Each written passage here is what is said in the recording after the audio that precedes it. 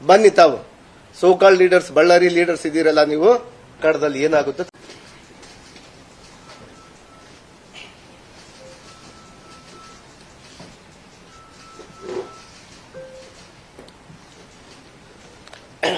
ಒಬ್ಬ ನಿರಾಪರಾಧಿನ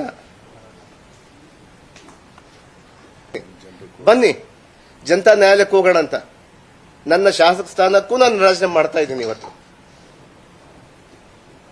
ಬನ್ನಿ ತಾವು ಸೋಕಾಲ್ ಲೀಡರ್ಸ್, ಬಳ್ಳಾರಿ ಲೀಡರ್ಸ್ ಇದೀರಲ್ಲ ನೀವು, ಪಕ್ಕದಲ್ಲಿ ನಿಂತು ಆರೋಪಿಗಳು ತಾವು, ಆರೋಪದಲ್ಲಿಲ್ಲ, ಆರೋಪಿಗಳೇ ತಾವು.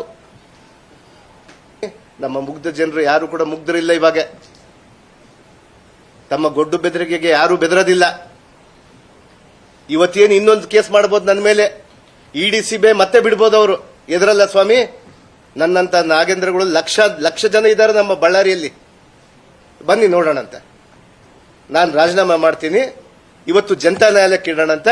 ನನ್ನ ತಪ್ಪಾಗಿದ್ರೆ ನಾನು ಸೋಲ್ತೀನಿ.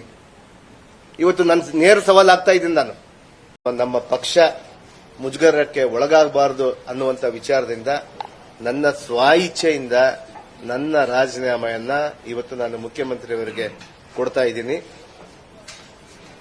ಅದಾದ ನಂತರ ಅಖಾಡದಲ್ಲಿ ಏನಾಗುತ್ತೋ ತಮಗೆಲ್ಲ ಕೂಡ ಮುಂದಿನ ದಿನಗಳಲ್ಲಿ ತಿಳಿಸ್ತೀನಿ. ಎಲ್ಲರಿಗೂ ಧನ್ಯವಾದಗಳು. ತಾವೆಲ್ಲರೂ ಕೂಡ ಇಷ್ಟು ಸಪೋರ್ಟ್ ಮಾಡೋದಕ್ಕೆ ನನ್ನ ವಿಚಾರಗಳನ್ನು